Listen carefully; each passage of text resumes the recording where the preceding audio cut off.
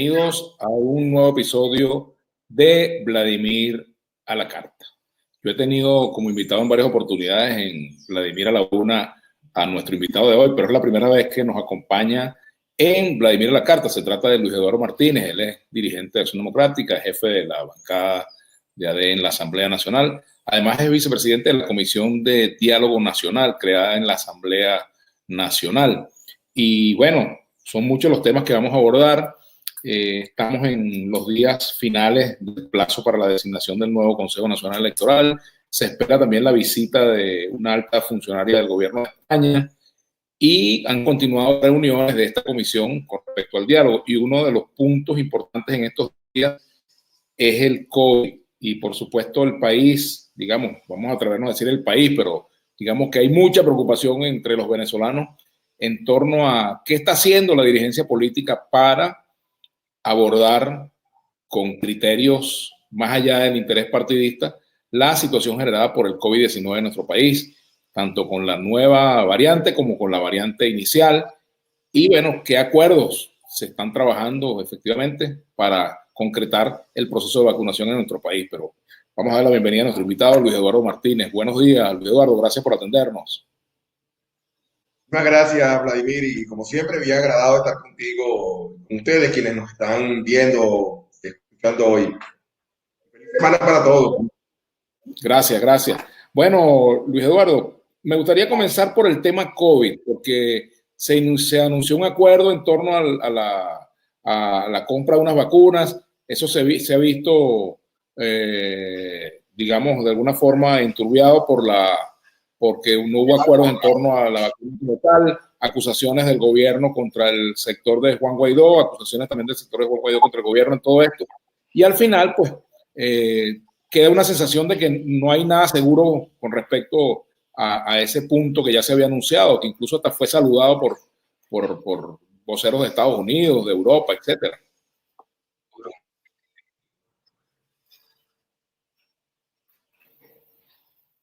¿Me escuchas? Vladimir, dejé de escucharte, no sé si tú me puedes oír, ahora sí. Ahora sí te escucho, ¿me escuchas? Sí. Fíjate, no, te comentaba sobre Yo ahora sí te escucho, sí. sobre los acuerdos en cuanto a la vacunación y en cuanto a la adquisición de vacunas para atender pues, a los venezolanos. Se anunció un acuerdo entre gobierno, oposición, y bueno, eso parece que está comprometido por lo que hemos visto en los últimos días. A partir de esa comisión de diálogo nacional, ¿qué información tienen? ¿Qué se puede hacer para lograr que efectivamente se conjuguen los factores nacionales e internacionales y se permita pues, la llegada de las vacunas que necesitamos los venezolanos? En principio, para todos nosotros tiene que ser prioridad el tema de abatir la pandemia. Nadie duda que hoy ese es el problema más importante que afecta a los venezolanos, con dos mutaciones originarias en Brasil que son particularmente peligrosas. En cuanto a la vacunación se refiere, hay tres vías que se adelantan, unas con mayor dificultad que otras.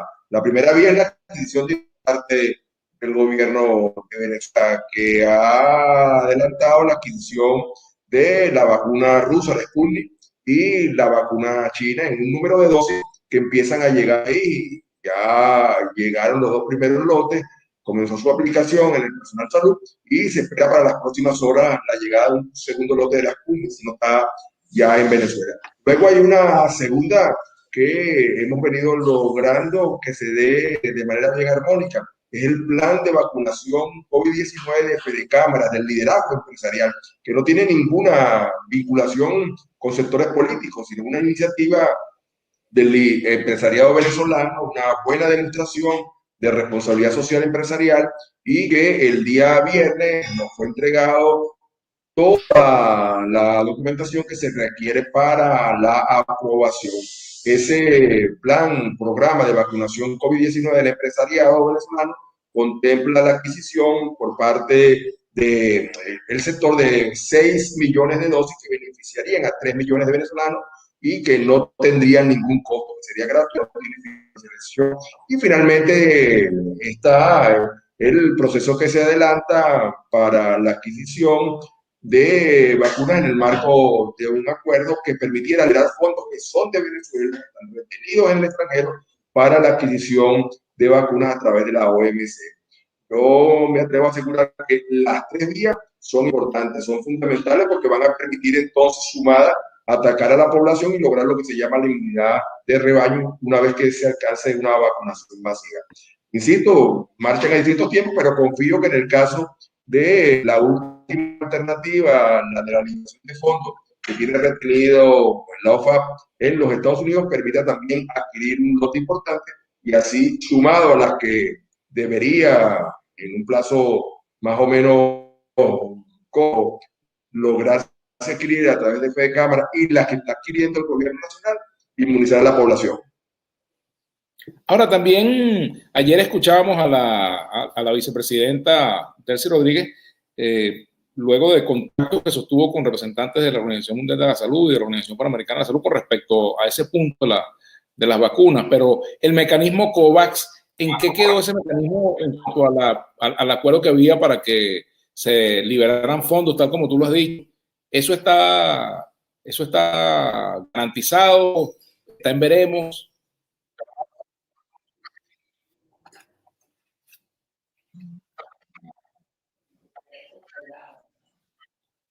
Pero hasta que no se progresión de la fondo, una de las cosas que he aprendido en este proceso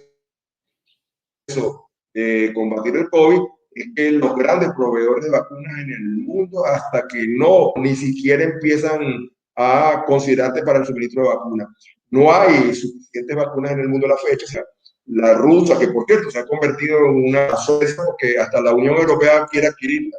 Mira, la hindú. Entonces, una vez que se colocan las órdenes de compra y se liberan los fondos, es que te incluyen en una lista para poder suministrar la vacuna. Eso no significa que mañana se liberarán los fondos, estarán aquí. Significa que estarás entre los países que recibirán entonces las dosis que quieran. De manera que en lo que a nosotros se refiere, insisto, si bien el mecanismo COVAX es importante, no es el único que en este momento se está procurando en Venezuela para garantizar la vacuna. Yo le daría quizás más importancia incluso por el número de dosis que están procurando, el esfuerzo que pretenden y quieren adelantar, y confiamos en que adelanten los empresarios privados y el propio gobierno nacional. Mira, Luis Eduardo, ¿me escuchas? ¿Me escuchas bien? Perfecto. Ya tú te vacunaste, ¿no? ¿Estás vacunado ya? Bueno, sí, yo me puse la primera dosis. Ok, ¿y cómo te fue con esa vacuna? ¿Cómo te sentiste desde el punto de vista físico? Absolutamente normal. Tú sabes que yo pasé el COVID semanas Sí, claro. un poco antes de que tú y tu esposa. Sí, cómo no. Bien estado. Debo que tuve suerte porque me pegó de manera leve. Posteriormente me coloqué la primera dosis y no tuve absolutamente ninguna reacción. Sin embargo, sé de amigos, personal médico sobre todo, ha vacunado que ha tenido algún tipo de reacción, pero eso pasa aquí, pasa en cualquier lugar del mundo. Tengo un par de familiares que se vacunaron con la Pfizer en Estados Unidos y experimentaron también reacción. Mira, Luis Eduardo, ¿y has probado las gotitas milagrosas, las Carbativir? ¿Las has probado, las gotitas milagrosas? No las he visto todavía, si no tienes, dame un poquito. Bueno, por ahí me regalaron un frasquito, te lo voy a pasar para que las pruebes. Mira, por cierto, de todas maneras, ayer anunciaban que se estaban haciendo los estudios sobre el tema de estas goticas, uno del llamado Carbativir, ¿no? Pero fíjate, aquí hay algunas preguntas con respecto a este asunto, ¿no? Aquí me dice Alfredo Daniel Lozada Vargas, ¿por qué Guaidó intentó negociar la compra de una vacuna que es la más cuestionada actualmente debido a sus efectos secundarios mortales, trombosis, y fue dejada de usar por varios países? Dice Alfredo Daniel Lozada, ¿no?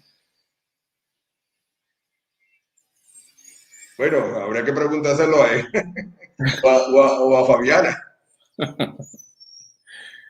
Mira, aquí pregunta Rubén Montilla, ¿por qué no le preguntas a Maduro por qué promocionó una gota milagrosa que es una estafa? Eso sí es una estafa, dice. Te repito, como yo no he visto las gotas, no puedo opinar de ello. De todas maneras, como tú las tienes, en cualquier caso, podemos probarlas y Te la voy a determinaremos probar. si sirve o no sirve. Ajá. Ahora, fíjate, Luis Eduardo, el otro asunto tiene que ver con la designación del Consejo Nacional Electoral. Entiendo que se prorrogó el plazo de este miércoles. Ha habido realmente dos prórrogas. Una que, por 10 días más que vencen este miércoles, ¿no? Y otra de hasta el viernes por razones de la Semana Mayor, el feriado. Entiendo que fue esa la consideración. Lo cierto es que el viernes se vence el plazo para la postulación, las nuevas postulaciones al Consejo Nacional Electoral. No sé si manejas, no sé si manejas esa información con respecto a cuántas personas se postularon, en fin, pero me gustaría saber cómo van las conversaciones, porque me imagino que tú estás en esa, de alguna manera relacionado con esas conversaciones, ¿no?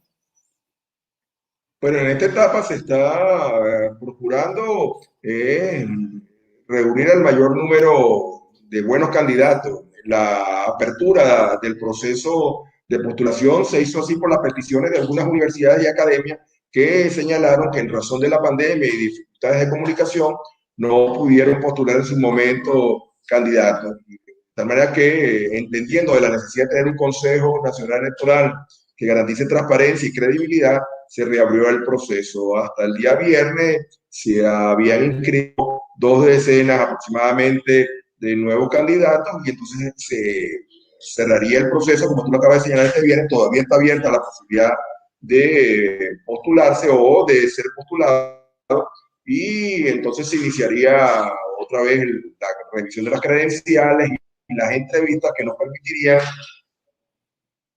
subir seguramente el número de candidatos que hoy está en 73 venezolanos que reúnen las credenciales y que superaron cada uno de las distintas evaluaciones. De tal manera que, como se ha señalado, a finales del mes de abril debemos tener un nuevo Consejo Nacional. Insisto, tiene que garantizar transparencia y lo suficientemente creíble para garantizar confianza tanto en datos posibles como en los electores. ¿Tú crees que eso va a ocurrir? Este CNE que vamos a tener ahora va a ser distinto y más creíble, más potable, más confiable que el actual.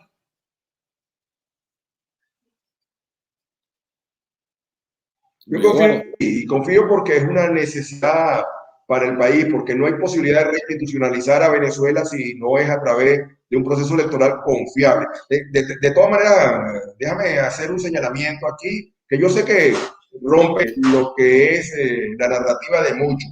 Sí, es muy importante que nosotros lleguemos a la designación de un Consejo Nacional Electoral, de unos rectores principales y suplentes, de los organismos asociados a nivel nacional, que reúnan las mejores credenciales y que puedan garantizar credibilidad. Pero todo eso que es bien importante, no es más importante que garantizar que los distintos sectores que van a participar empiecen a preparar su personal electoral, empiecen a garantizar los testigos en la mesa, hagan posible entonces que cuenten con miles y miles y miles de voluntarios que cuiden lo que en las mesas se está dando. Yo ayer estuve en Maracay reunido con distintos líderes políticos y le insistí en lo mismo. Mire, aquí si no hay unidad, eso no es culpa del gobierno.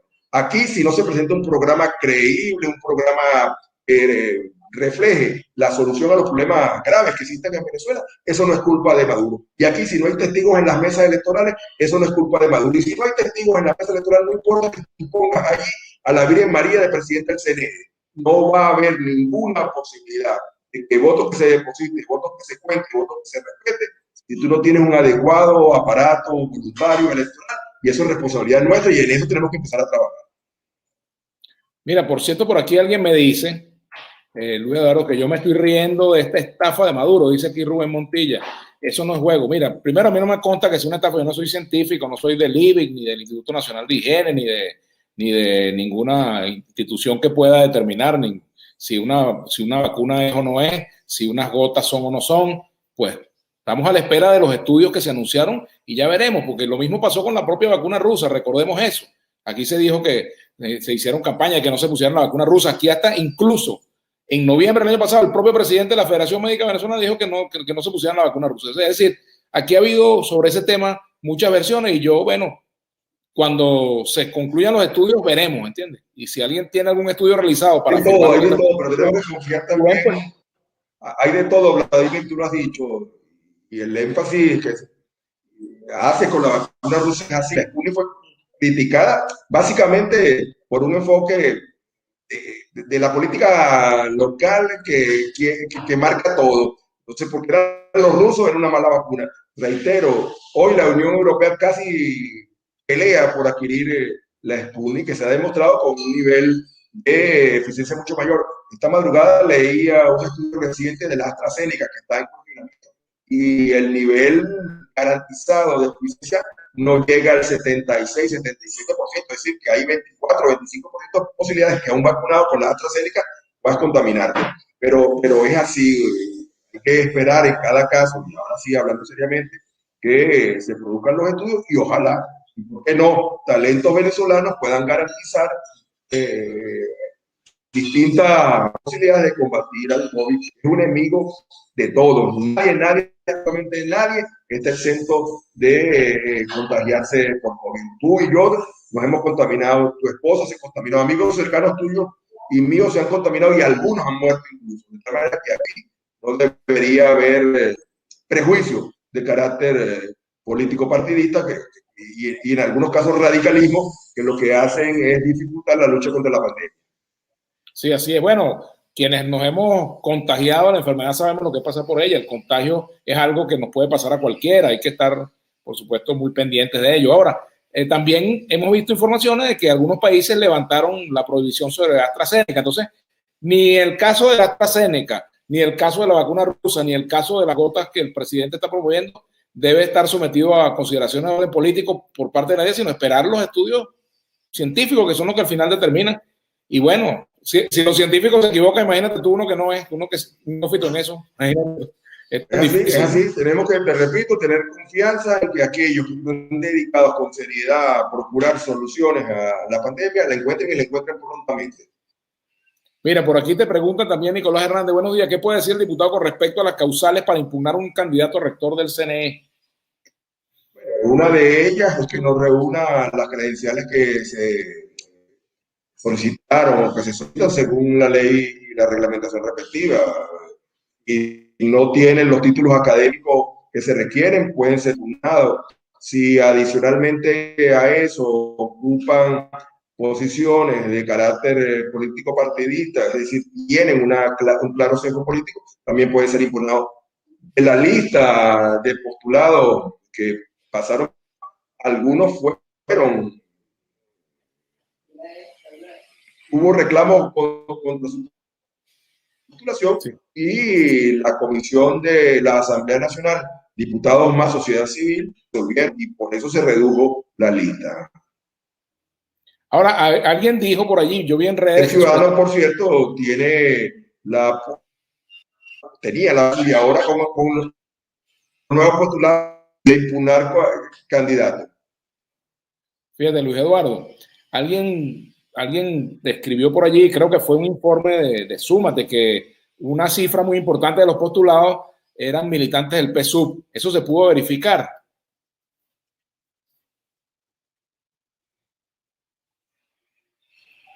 Bueno, corresponde a la comisión, pero también corresponde a Súmate, si en efecto tiene información de esa naturaleza, hacer la impugnación. O sea, no solamente hacer de manera presencial, pueden consignarlo a cualquiera de los diputados. Ahí está, que una persona vinculada, nadie lo duda, a la oposición desde hace muchos años, el diputado primer vicepresidente de esa comisión, que es José Gregorio Correa, y yo estoy seguro que si Súmate le lleva o le hace llegar información de esa naturaleza, la va a procesar, de tal manera que yo creo que, y esto opera para todo, que no podemos conformarnos con solamente sentados en casa tuitear determinado cuestionamiento. También es cuestión de aprovechar los mecanismos que existen.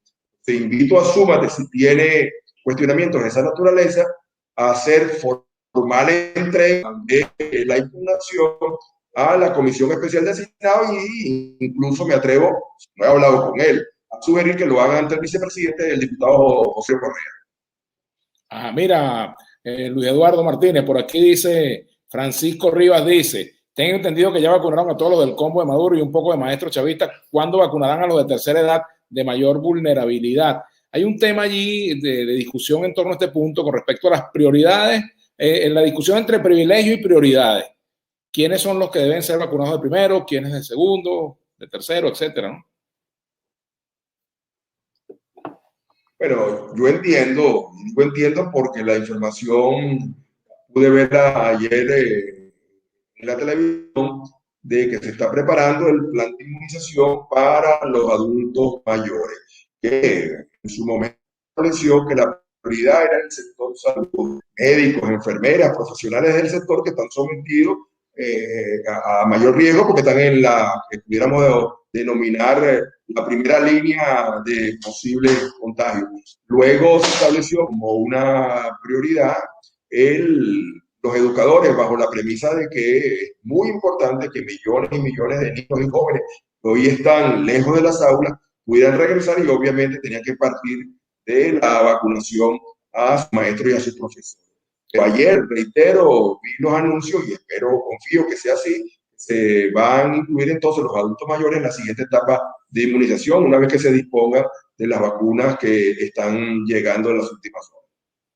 Por aquí también alguien plantea, Luis Eduardo, Henry Landaeta dice, es increíble que primero vacunen a los políticos y muchas enfermeras todavía esperan por ser vacunadas, que son la primera línea en la atención a los contagiados. ¿Puedes repetir? Es que no tuve oportunidad de oírte Sí, ahí está el letrero de todas maneras. Es increíble que primero vacunen a los políticos y muchas enfermeras todavía esperan por ser vacunadas, que son la primera línea en la atención a los contagiados.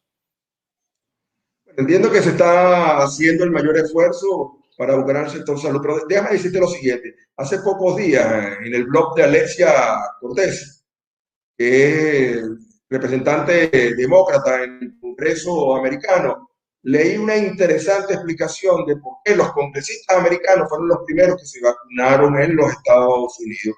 Bueno, y ella explicaba allí, incluso interactuaba con sus seguidores, que quienes están al frente, en este caso del Congreso, en contacto permanente con sus electores, tienen un mayor nivel de riesgo, y para cumplir con sus funciones era necesario vacunarse. Y bueno, al final me di cuenta que la casi totalidad de los muchos que interactuaron con la congresista americana le dieron la razón. De tal manera que en esto yo entiendo, ante una situación de urgencia, muchos pueden desesperarse. Ayer me decía alguien, con respeto, y quizás con su propia razón, que en la lista de prioridades había que incluir a los comunicadores sociales, a ti, a tus colegas. Bueno, porque los comunicadores sociales están en contacto con la población, están encargados de divulgar información, hacen posible que la gente se mantenga informada. Bueno, y razón no le falta, pero bajo esa misma premisa, cada sector puede escribir razones para hacer prioritaria la vacunación. Lo importante es que se avance aceleradamente hacia la inmunización general de la población. Eso es lo importante, y en eso tenemos que esforzarnos todos, sector público, sector privado, oposición, gobierno. Bueno, también hay distintas características en cuanto al gremio nuestro, por ejemplo, hay quienes tenemos mucho menos contacto con la población que quienes son los reporteros, por ejemplo, de calle, que están en los hospitales, que están en los centros de, qué sé yo, buscando información en supermercados, en distintos sitios. Hay distintas características. Es un tema que vincula el asunto ético con el asunto político. Es una discusión quizás interminable porque, bueno, siempre habrá razones para promover que se vacune un sector y siempre habrá para otra, y todos son importantes. Por supuesto que el sector salud es muy importante, el sector educativo lo es también. Es un tema para discutirlo sin el aditivo político que siempre aparece por allí, ¿no? De ponernos de acuerdo, va a definirse como prioritario y es entendido porque se trata de la vida y de la salud. Por eso es que es tan importante los esfuerzos. Destacamos tanto las iniciativas que, como la de Fede Cámaras, deberían permitir la disposición de una cantidad importantísima de vacunas. Si en los próximos días se le diera la aprobación a lo propuesto por Fede Cámara, se iniciaría la ruta para, no mañana, tardaría empezar a ingresar a Venezuela 6 millones de dosis, repite, permite que el Estado venezolano se aliviara con ese apoyo, porque cerca de 3 millones de trabajadores y sus familiares entonces recibirían la vacuna por esa vía que no recarga las arcas del Estado, pero sí requiere el apoyo del sector público. Sí, bueno, este asunto de la vacuna es muy importante. Yo también quería abordar contigo otro punto, aparte del asunto de las vacunas. ¿Cómo marchan las decisiones en materia política? O sea, ustedes tienen una comisión de diálogo, ¿puedes hacer un balance de con quiénes han conversado, qué acuerdos se han venido construyendo, para qué ha servido esta comisión de diálogo nacional, con cuáles sectores faltan conversar? ¿Tienen previsto conversar con gente del G4, con la gente de Guaidó, con la gente de las distintas fuerzas, bueno, hasta María Corina Machado? ¿Tienen planteado conversar con todo el abanico político del país? Dos tipos de conversaciones, Vladimir, unas públicas y otras privadas. En la privada prácticamente se ha todo el espectro de la sociedad venezolana. En la pública se ha puesto de manifiesto los entendimientos básicos que se han adelantado. ¿De qué se trata? De que nuestra voluntad es conversar con todo aquel que acepte incorporarse a las distintas comisiones y subcomisiones del diálogo, la reconciliación y la paz nacional. Y bueno, y cada día se incorporan más. Ayer domingo tuve la oportunidad de conversar largamente con un grupo de parlamentarios de la anterior legislatura que, no habiendo participado en las elecciones parlamentarias, no habiendo participado hasta hoy en las comisiones de diálogo, me pidieron que evaluara la posibilidad que se les invitara, y naturalmente le dije de entrada que sí, que se les va a invitar. Pero al margen de la cuestión política, que yo sé que motiva mucho, nosotros le damos mayor importancia a los encuentros con los sectores productivos, con los sectores del trabajo, con los sectores que hacen posible que Venezuela, más allá de la cuestión política, pueda mañana salir adelante. Los encuentros con Fedecámara, con la Bolsa de Valores de Caracas, con la Federación de Ganaderos, con la Cámara Petrolera, con la Asociación de Hidrocarburos, con la Cámara de Gas, para mencionar solo algunos, con la Federación Campesina, con los productores de cerdo, caprino, entre otros más que se realizan jóvenes, profesores, nos han permitido ir, además de oírle, recabando una serie de propuestas que empezamos a procesar. El plan mismo de Cámara de Productos, de las conversaciones que hemos tenido con ellos, el de vacunación, estamos preparando para inmediatamente después de Semana Santa incorporar a la agenda legislativa del 2021 un conjunto de propuestas de leyes que ya superan las 20 propuestas de leyes que van a traer multiplicidad a la recuperación económica de Venezuela con inclusión social. Y seguimos reuniéndonos. Ayer conversé telefónicamente con el presidente de la Asociación de Cañicultores, que tiene un problema grave con la cosecha, con el tema del diésel, y inmediatamente después de Semana Santa nos vamos a reunir con ellos. Tenemos allí, entre las reuniones pendientes que se van a efectuar con Conoindustria, debemos seguir instalando las comisiones regionales. Esta semana pasada correspondía hacerlo en Guárico y en Nueva Esparta, estaba todo preparado, pero hubo que suspender por la cuarentena radical. De tal manera que se han realizado, reitero, múltiples reuniones y sesiones de trabajo que empiezan a convertirse en propuestas de leyes que se les va a dar prioridad. Por ejemplo, la ley marco del sector construcción, la ley para la agilización de los trámites administrativos, la modificación de la ley de ciencia y tecnología, la propia ley de universidades que los rectores reunidos con nosotros plantearon que tenía de agilizarse. Entonces, la agenda legislativa inicialmente aprobada va a ser modificada con la incorporación de estas propuestas de ley. Estamos ante la elección de problemas urgentes que se presentan y que no pueden esperar y que no deben esperar por legislación para ello. Mira, por aquí me dice Carlos Ernesto Escalona. Vladimir Villegas, periodista, se te perdió la frontera. Eso para ti no existe. Ya vamos a hablar de la frontera. Carlos, tengo esa pregunta, obviamente, y quiero hacer un comentario, pero antes, como Luis Eduardo, bueno, él tiene que guardar a lo mejor el secreto de con quién se reunió en privado. Pero a mí me interesa mucho saber con quién se reunió en privado, obviamente. Me interesa porque dice que hay dos niveles de reuniones, una pública y una privada. Si te digo, te da un te da un infarto. A ti hay más de uno de los que nos están viendo y escuchando. Pero no lo puedo decir porque usted no se va a querer reunir más en privado. Bueno, no, no, está bien, claro que no lo puede decir, pero yo me imagino que son sectores, Reuniéndonos en privado. esas reuniones privadas son con sectores abstencionistas, eh, moderados, muy radicales, muy extremistas, de todas las gamas. Mira, públicas y privadas incluso, porque son primero privadas y se convierten en públicas. Déjame, por ejemplo, señalarte una de las reuniones que más satisfacción nos ha dado. Digo reuniones porque se han efectuado varias, primero privadas, y ya estamos en un renglón que podemos decir semipúblico, porque la pública no se puede efectuar por la cuarentena. Estamos conversando con los alcaldes, que son extraordinarios, lo digo de una vez, no estoy en campaña porque no voy a Caracas, estoy en campaña por ellos. Los alcaldes de Chacao, de Rosalia, de Latillo, en contacto permanente con el alcalde de Lechería, atento con el alcalde Morelito Rodríguez. Entonces, en las reuniones con ellos, uno ha habido planteamientos importantísimos que hace con respecto a sus municipios. Uno de ellos, por ejemplo, que debemos procesar en las próximas horas, es una modificación de la ley de licitaciones que le permita a ellos, de cara a la pandemia, adquirir con mayor facilidad insumos para los sistemas municipales. Pero además de eso, los alcaldes han a la conclusión de que tienen que continuar en la vía electoral, que van a continuar en la vía electoral. Entonces, yo los respeto mucho e incluso tengo un gran afecto por cada uno de ellos.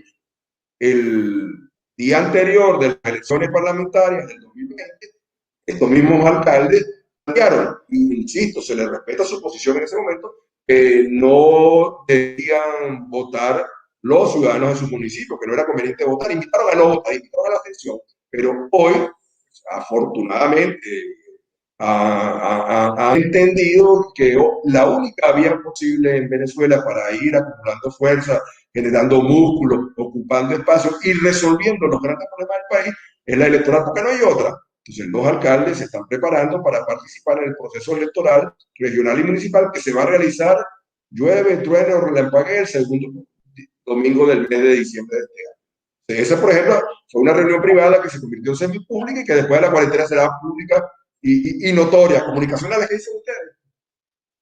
Sí, así es. Mira, por aquí te preguntan qué opinas del comunicado de María Corina Machado. Yo lo vi completo, un comunicado, una, una alocución, digamos, de María Corina Machado, donde, bueno, dice que aquí lo que tiene que ver es una coalición para terminar, pues, de desalojar al régimen, como ella dice, y además de eso, cuestionando cualquier acuerdo con el gobierno de Maduro o con la dictadura, como ella lo llama también, para nombrar CNE o para diálogos, etcétera, etcétera. No sé si tú tuviste la oportunidad de ver ese comunicado.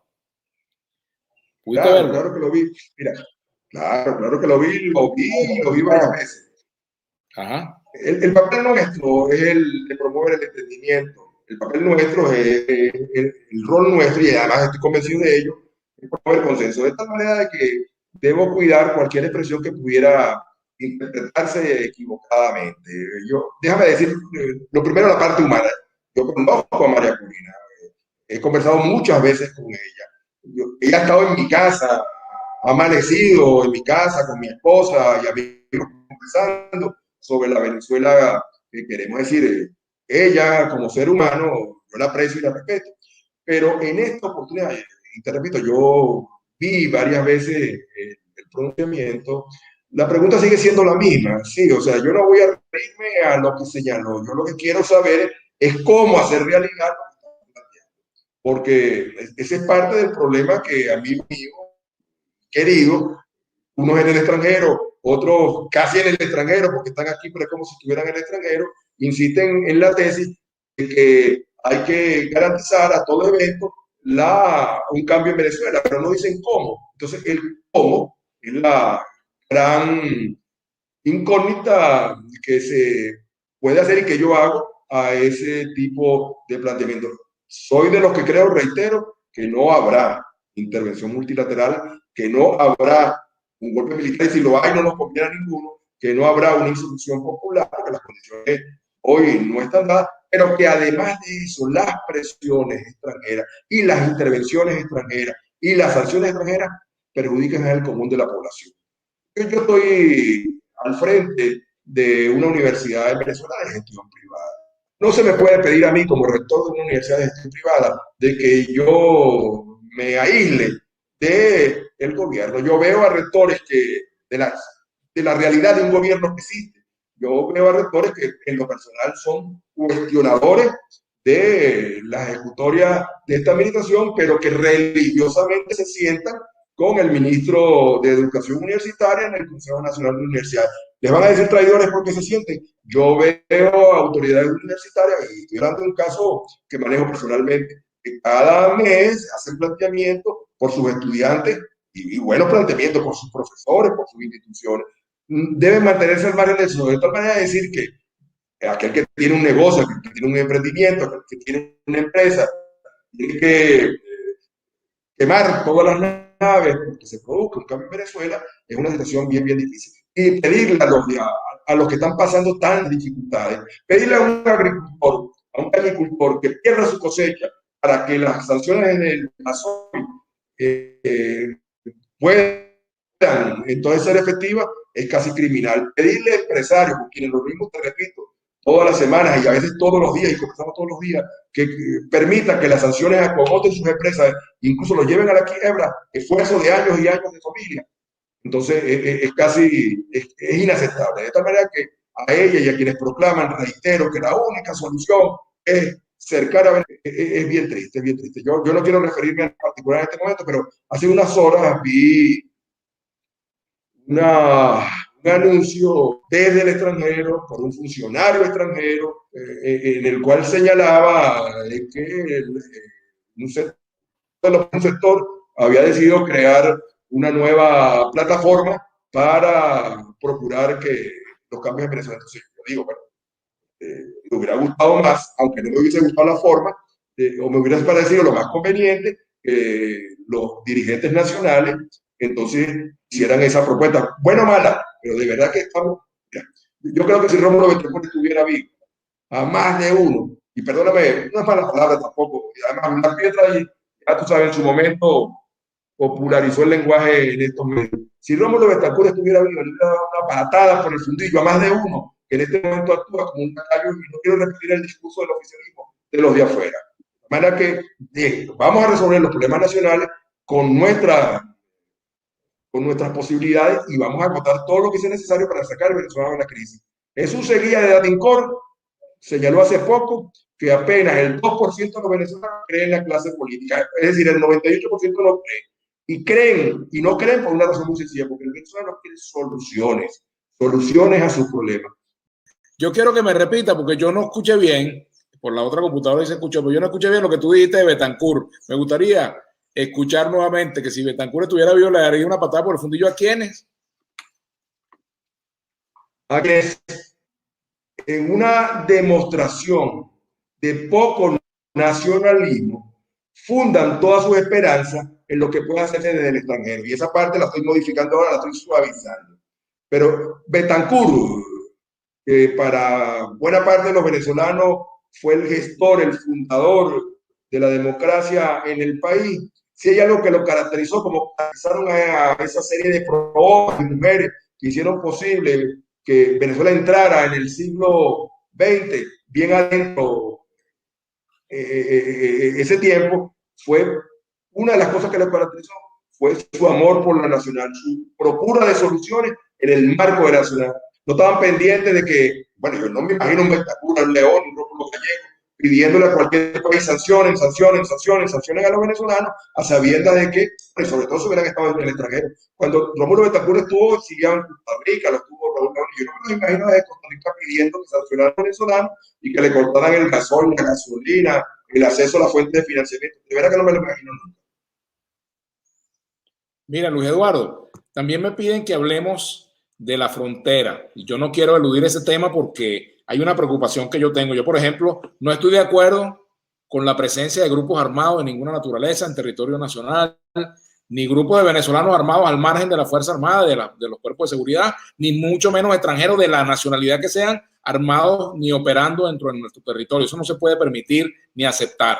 Ahora, hay un tema que a mí me preocupa particularmente, que es el tema de derechos humanos, porque hay denuncias muy graves sobre ejecuciones extrajudiciales que dan a entender que allí pudo haber ocurrido algo muy parecido a lo que pasó en el Amparo. Yo recuerdo el caso del Amparo, que fue muy denunciado por Walter Márquez, fue denunciado por Enrique Ochoa, Tablante, etcétera, diputados pues de la llamada Cuarta República, diputados del MAS, también por organizaciones de derechos humanos como Provea, la Red de Apoyo por la Justicia y la Paz, etcétera, en aquellos años. Y entonces a mí me preocupa que una cosa como esa pueda ocurrir aquí. Hay unas familias denunciando, por ejemplo, que vistieron con uniformes guerrilleros a unos ciudadanos y para hacernos aparecer como miembros de la guerrilla, y un periodista mostraba cómo le colocaron las botas de última hora. En fin, un conjunto de denuncias que para mí son muy graves. A mí me gustaría saber si la Asamblea Nacional va a investigar este caso, si ustedes van a promover eso. ¿Qué opinas de lo que está pasando en la frontera? ¿Qué opinas de la manera como se han presentado los hechos? El ministro de la Defensa ha hablado al respecto, han hablado los familiares de estas personas que al parecer, bueno, murieron según el gobierno en enfrentamiento y según ellos que fueron sacados de sus casas y fueron ejecutados. Entonces, me gustaría tener tu versión sobre esto o tu opinión, pues. Bueno, mi opinión es que tiene que realizarse una investigación rigurosísima, que participen en ella aquellos que pueden hacer posible cuáles fueron los hechos y que no quedara absolutamente nada oculto. Y que si hay responsables de derechos humanos, tienen que ser sancionados con todo el peso de la ley. Cuando a la frontera es urgente el que se garantice que los grupos armados que en ambos lados de la frontera, por cierto, hacerlo porque impiden que quienes están allí viviendo, trabajando, residenciados puedan hacerlo de manera normal. Pero en el caso particular, te repito, en los sucesos que se han venido en las últimas horas, lo que es urgente, es necesario que se produzca para hacerlo. Mañana sesionaremos en comisión especial, dado que la plenaria no va a darse por las condiciones de la cuarentena, y con seguridad ese tema va a ser abordado, ya me lo han adelantado algunos de nuestros parlamentarios militantes de los partidos opositores.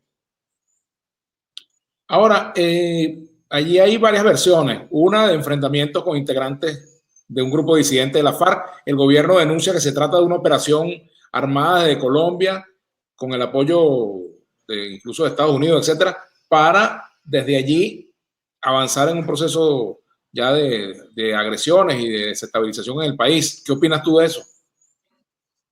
Reitero que será la investigación que tiene que realizarse de manera bien rigurosa la que dará los resultados de lo que efectivamente está pasando allí.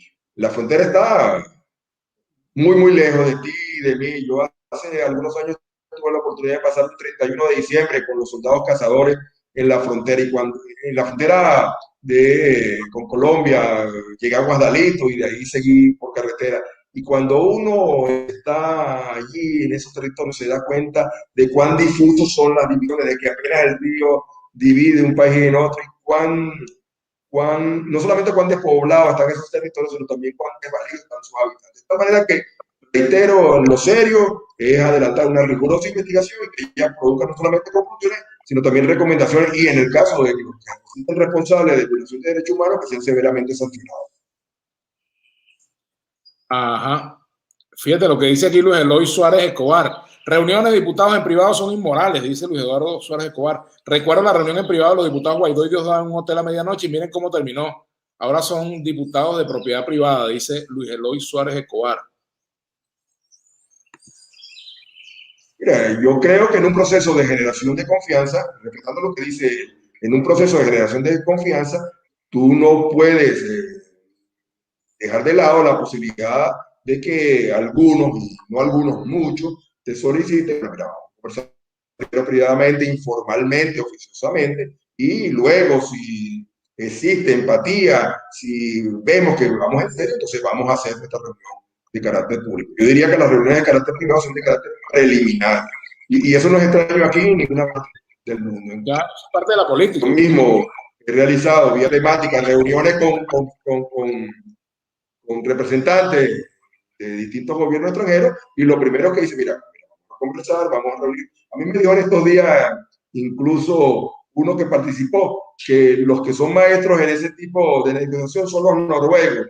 Incluso que hay reuniones, hay no reuniones, es la primera etapa, hay reuniones preliminares privadas y hay reuniones públicas. Entonces, no entendía el término, ¿cómo que no reuniones? Sí, a veces, en la primera evacuación que tú sientas con los noruegos y te dicen que esto es una no reunión. Vamos con eso. Una no reunión. Es una conversación. Entonces, yo entiendo que es una conversación. Entonces, primero tú sabes, se conversa, se habla, se sienta. Entonces, en la medida que se genera confianza, se pasa a la etapa pública. Requiere mucho trabajo, requiere horas y horas. Y hay unas que no pasan de la conversación preliminar, que se quedan allí. Algunas de los interlocutores que tú nombraste, y otros puedo decir que se quedaron en la reunión preliminar porque decidieron seguir avanzando. Pero nada hago yo con decir, en la casa de fulano, de tal, en tal sitio, me reuní con fulano. Y entonces fulano me adelantó, pero después hasta ahí se quedó. O sea, eso no ayuda. Estamos construyendo, estamos restableciendo lo que lamentablemente en Venezuela se tiene la necesidad de entenderlo. Mira, Luis Eduardo, eso quiere decir que si tú te reúnes con los noruegos y te preguntan, tú te haces el sueco. No, si me preguntan, lo primero que me preguntan es una reunión, una no reunión. Te repito, el término es muy noruego. Yo nunca lo había escuchado, no sé si tú lo habías oído alguna vez. No reunión. No lo había oído, pero eso se estila en la política. Eso es muy de la política, ¿no? Muy de la política. Claro, pero entonces vamos a hacer es una cosa. interesante. Que quede claro que esto es una no reunión. Una no reunión. Pero vamos a ver cómo pasa hoy. Vamos a ver cómo pasa el día hoy con la subsecretaria de Asuntos Exteriores de España que está aquí. Entonces vamos a ver si son reuniones, no reuniones o reuniones públicas. Porque ella está desde ayer aquí. Tú dijiste que estaba llegando, la secretaria ya llegó, ya está aquí, ya reuniéndose. Y todavía no la hemos visto frente a la cámara. ¿Tú te vas a reunir con ella? ¿Tienes previsto reunión con ella? Se dice, no sé. Una no reunión. Me quieren saber todo. ¿Tiene prevista una no reunión con ella? La subsecretaria ha dicho que se va a reunir. Las no reuniones se publican, te repito, la subsecretaria ha señalado que se va a reunir en el transcurso de todo día con sectores de la oposición y del gobierno venezolano que son protagonistas en el proceso de negociación y de diálogo en el país. Por lo tanto, supongo que en esa decisión debes estar. Mira, tú me decías que no podías dar nombre de la persona con la cual te has reunido, pero yo te voy a preguntar y tú me vas a responder con un sí y un no. ¿Te has reunido con gente de Voluntad Popular? Sí. Ajá. ¿Te has reunido con gente de 20? Sí. ¿Te has reunido con gente de Primero Justicia Borges? Sí. Ok. Y... Óyeme, no con gente, con amigos y amigas. Amigos y amigos, quiero hacer esa connotación. Exacto, muy bien. Porque lo son, o sea, con cada uno de ellos son amigos personales y compañeros de sueños y de lucha de hace muchos años. Ahora, ¿tú crees que es posible conformar una unidad opositora donde estén desde Juan Guaidó, María Corina, Julio Borges, Manuel Rosales, etcétera? Hoy no lo sé, pero te confieso que no hay un día que no sueñe con eso, porque eso es fundamental para que Venezuela sea diferente. Espero que cada uno de los que nombraste y los que no has nombrado sean capaces de anteponer los intereses del país y de los venezolanos a sus propios egos, porque si hay algo que en Venezuela hace mucho daño es el ego. Te pregunta, ¿qué pueden hacer los noruegos? ¿Cuántas veces se necesita para solucionar algo que no tiene solución? No, sí tiene solución, Vladimir. Ten la seguridad que Venezuela sí tiene solución y tiene que tener solución a esta crisis que recurrentemente hemos venido sufriendo y sufriendo todos sin excepción, los de afuera y los de adentro, porque también los millones de venezolanos que están afuera la sufren. O sea, no hay que cansarse, ¿sí? Eso sí nunca. Los noruegos son expertos en mediaciones y negociaciones. Y el hecho que hayan regresado quiere decir que no se cansan, a pesar de que esto no sea un problema de ellos, porque al fin y al cabo están bien lejos, no necesitan de Venezuela. Se involucran porque este tipo de asuntos les preocupa, pero si ellos insisten, ¿por qué no vamos a insistir nosotros? Mira, por cierto que se ha comentado que entre los puntos de interés para la representante del gobierno español, está la nueva conformación del Consejo Nacional Electoral. No sé qué le van a adelantar a ella. Déjame ir un poco más allá. Yo he tenido en total 21 reuniones contaditas y tengo las minutas con distintos funcionarios extranjeros, sin llegar al detalle, pero de varios países que les interesa el tema de Venezuela. He tenido reuniones telemáticas con legisladores, con integrantes de tanques de pensamiento, con funcionarios de ejecutivos, y todas las 21 reuniones, si hay un punto que es común, es la necesidad de tener un Consejo Nacional Electoral que genere confianza. Eso no ha habido ninguna de las reuniones, de los contactos que hemos efectuado donde eso no sea un punto común, y yo lo he transmitido así a los legisladores, tanto a los oficialistas como a los de oposición. He dicho, mire, no hay una sola de las entrevistas que he sostenido con factores extranjeros en el cual el Consejo Nacional Electoral no salga a flote como un punto fundamental. Como por cierto, también sale a flote una y otra vez la convicción de que somos nosotros los que tenemos que resolver nuestros problemas, que desde afuera pueden vernos y a veces orientar y sugerir, pero que desde afuera no podemos esperar soluciones. Eso también ha estado en una y otra de las entrevistas, de las reuniones que yo he sostenido en las últimas semanas. Bueno, volviendo al sí o al no, ¿te has reunido con James Story? No. No. ¿Y con representantes del gobierno de Biden has tenido alguna conversación? Ya te estás metiendo en Honduras. No en Honduras, en Estados Unidos.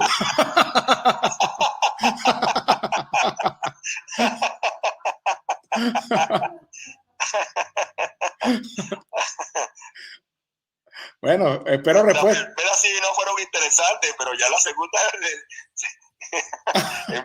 tu espíritu de periodista, investigador, profundo, denso, entonces te domina.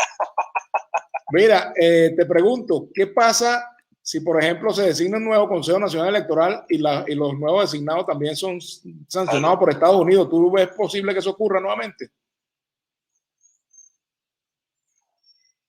Luis Eduardo. Luis Eduardo, ¿me escuchas? Te oigo de nuevo. Sí. Me preguntabas qué pasa. Me preguntabas qué pasa si se designa un nuevo Consejo Nacional Electoral, y hasta ahí te oí. Y Estados Unidos sanciona a los nuevos miembros del CNE. ¿Eso puede ocurrir? ¿Ustedes descartan eso? Mi opinión personal, y es mía, no es de más nadie, es que si se designa un Consejo Nacional Electoral que genere confianza y equilibrado, se sancionará a sus miembros. No lo harán ninguno de los países extranjeros que hasta ahora han venido sancionando a quienes se han involucrado en procesos electorales. Estoy convencido de eso, pero es una opinión personal. Claro, por supuesto. Pero bueno, que también es producto de las muchas conversaciones que he sostenido con factores de fuera del país.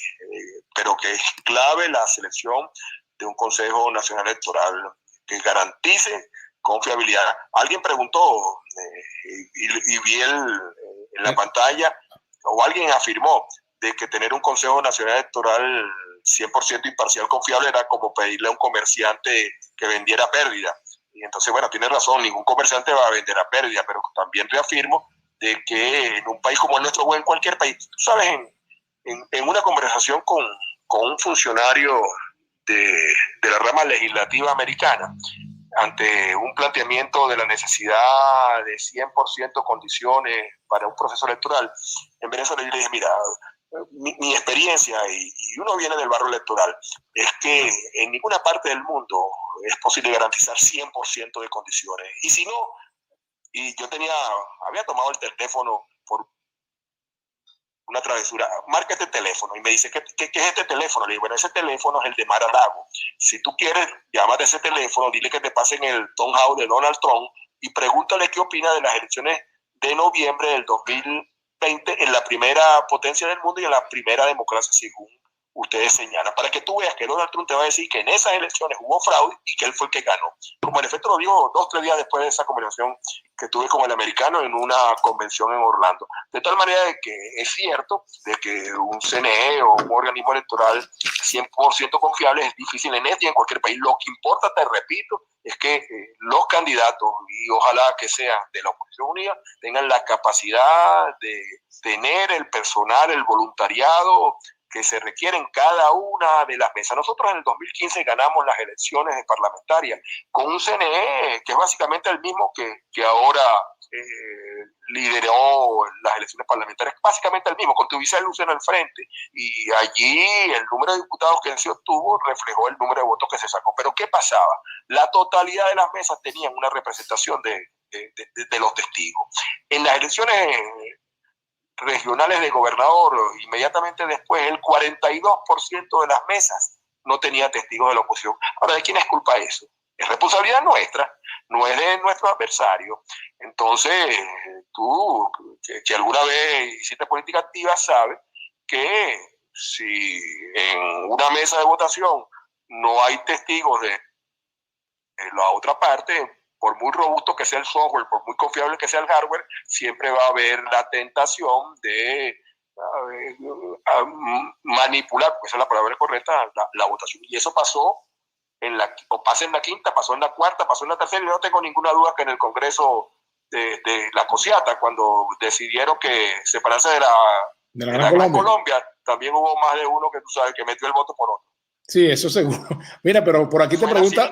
Suena cínico, pero es así. Es así. Lo importante es, te repito, que en las mesas electorales estén los testigos de la oposición si deciden o si se participa como debería participar. Tú puedes tener a la Virgen María, a San José, a San Pablo en el Consejo Nacional Electoral, pero si en las mesas no hay testigos, quédate en lo mismo. Mira, Luis Eduardo, por aquí pregunta Luis Torres, una pregunta mía, por favor, ¿quién es el culpable de la crisis? Bueno, yo diría, tú sabes, yo estoy terminando de escribir mi columna semanal, entonces y yo he llegado a la conclusión que lo somos todos, porque me estoy acordando, me acordé, lo reseño en la columna semanal, de que en 1998, a pesar de que muchos dimos el alma para impedir el triunfo de Chávez, Chávez ganó limpiamente. Ganó, por cierto, sin tener un miembro del Consejo Supremo Electoral, así se llamaba entonces, sin tener un miembro de una junta municipal, parroquial, sin tener un miembro de mesa, sin tener testigos, sin tener plata y sin tener acceso a los medios de comunicación, porque millones y millones y millones de venezolanos creyeron en que él representaba una oportunidad para el país. Entonces, bueno, de alguna manera los responsables somos todos. Mira, Luis Eduardo, ¿me escuchas? Luis Eduardo. Te escucho perfecto. Tú sabes que ayer yo estaba viendo, estuvimos viendo, mi esposa y yo estuvimos viendo que murió Orangel. ¿Te acuerdas aquel programa Orangel y los 12 del signo? Entonces vi una entrevista que le hicieron a Caldera. Sí, murió ayer, antier. Y vi una entrevista que le hicieron a Rafael Caldera cuando era candidato frente a tu compañero Jaime Lucinchi, ya fallecido, ¿no? Y realmente uno escucha a lo que pasaba en el pasado, y también había quejas con respecto a la corrupción. El propio Caldera decía que la corrupción era uno de los problemas más graves, que la gente hablaba de la corrupción, pero iba donde los corruptos, etcétera. La gente quejándose del alto costo de la vida, de los mismos problemas, planteando los mismos problemas que se plantean ahora. Es decir, tenemos un acumulado de problemas que lamentablemente lo que hemos hecho es ver el agravamiento, pero no se han resuelto, ¿no? Es así, y eso obliga a que nos entendamos. Ella lo que nos va a permitir salir de esta crisis, Vladimir, es que tengamos la capacidad de entendernos, sector privado, sector público, distintos sectores de la oposición. Ayer, creo, o hace unas horas atrás, el embajador Story, que se encontraba en Miami, dijo algo así como que yo sé que la palabra negociación, estoy citando de memoria, no es muy bien vista entre los venezolanos, pero en Venezuela se impone la necesidad de que empiezan a negociarse soluciones. Hay otro término que también a alguna gente no le gusta mucho, que es cohabitar, pero bueno, lo impusieron los franceses en la política, en la época de François Mitterrand, y entonces aquí va a haber que empezar a cohabitar en procura de soluciones. Tenemos que entendernos, Vladimir, nosotros no podemos seguir enfrentados con una confrontación que se ha demostrado estéril de manera permanente, mientras la gran mayoría de los venezolanos, te repito, aquí en el país y los que están fuera, están pasando una gran necesidad. Ajá, fíjate lo siguiente, por aquí dice Cleto Philip, dice lo siguiente: María Corina Machado y Juan Guaidó son capaces en pleno vuelo maldecir a los pilotos y desear que se traiga el avión aun cuando están adentro. Bueno, esa es la opinión de él. Que normalmente muchos de los que hacen eso normalmente no están dentro del avión, están en el aeropuerto, y no ni siquiera en el aeropuerto donde va a arribar el avión, sino bien lejos. Ajá. Otro punto tiene que ver con que alguien plantea por aquí que los diputados deberían ir a la frontera para hacer como se hacía en la Cuarta República. Yo fui más de una vez, yo era presidente de la Subcomisión de Derechos Humanos del Congreso y fui a la frontera en más de una oportunidad, a Guasdualito, El Amparo, Guafita, La Victoria, todo eso, toda esa zona fronteriza, incluso hasta en Arauquita estuvimos en más de una oportunidad. Y no sé si está planteado que vaya una comisión de la Asamblea Nacional a verificar in situ lo que está pasando allá, Luis Eduardo. Mira, insisto, pues ya lo hablamos. Yo mismo estuve en Guasdualito, te lo comenté hace un rato. Y también te comenté que mañana con seguridad se va a abordar el punto. Esa pudiera ser, y yo me inclino a que sea una de las conclusiones, ir allá al terreno, porque en el terreno que se puede en realidad tener una mejor versión de los hechos. Adrián Armando Núñez Moncada, hola, buenas tardes, buenos días. Dile al diputado que desde la Asamblea Nacional debe trabajar por los servicios públicos como internet, agua, luz y que funcionen para siempre. Bueno, ese es uno de los problemas centrales, Luis Eduardo. En estos días recibimos a una delegación de la comunidad árabe, o sea, muy proactivo, y entonces al final se paró un paisano, Mustafa, de nombre, no se me olvida, y dijo algo así como: en Venezuela solo 4 problemas existen. Entonces, tú sabes, los diputados oficialistas se contestaron: solo 4 problemas en Venezuela: agua, luz, gas y telefonía, más nada, solo esos 4 problemas. Ustedes resuelven esos 4 problemas, Venezuela está lista. O sea que el que está escribiendo tiene razón, como que fue Mustafa que escribió. Ahora, fíjate, mucha gente dice... Después lo vieron con malos ojos, solo 4 problemas, compadre. Hay mucha gente que piensa que ustedes son una oposición hecha a la medida del gobierno de Maduro. ¿Qué le dirías tú para demostrar todo lo contrario a quienes piensan de esa forma, Luis Eduardo? No, yo no le diría, yo haría, y estamos haciendo. La mejor demostración es hacer. Ajá, Luis Eduardo. Seguimos, Luis Eduardo, mira. Ajá, te preguntaba si el CNE es parte de las negociaciones con Noruega, no está dentro de las negociaciones. El CNE está en todos los escenarios, en todas las discusiones, en todas las mesas que realizamos. El CNE es una constante. Creo que nada más relevante en las próximas semanas, lograr un CNE que haga posible que los venezolanos acudan a las urnas para escoger sus gobernadores, sus alcaldes, quizás diputados a los consejos legislativos, porque aún no está definido que se pueda incluir, y entonces avanzar por la vía electoral a una solución de los graves problemas que confrontamos. Bueno, te agradezco mucho, Luis Eduardo, que nos haya acompañado en el día de hoy. ¿Alguna reflexión para despedirnos? Bueno, que como dijo Mustafa, ojalá que la próxima vez por lo menos de los 4 problemas el del internet se haya resuelto. No, bien grato estar contigo, Vladimir. Gracias también a tu esposa que estaba ahí detrás. Sí, bueno, gracias a ella porque nos salvó la partida. Y muchísimas gracias a quienes se mantuvieron allí a pesar de las caídas de las comunicaciones, siguiendo la entrevista. Como siempre, contigo y con cualquiera de nuestros comunicadores sociales que tanto se esfuerzan, es bien grato compartir. Feliz día, feliz semana, una semana de reflexión, porque son los días santos, y a cuidarse, Vladimir, a cuidarse mucho quienes nos ven, quienes nos escuchan, porque ya dicho de la manera más sencilla, el COVID no es juego. Bueno, así es, lamentablemente hay que cuidarse porque la cosa, como tú lo dices, no es juego, ¿no? Te agradezco mucho, Luis Eduardo, vamos a seguir en contacto. Seguro que sí, un fuerte abrazo. Muchas gracias. Bueno, y a toda la audiencia también, nuestro agradecimiento por habernos acompañado en la mañana de hoy. Y bueno, nos vemos el próximo miércoles o antes de ser necesario. Gracias.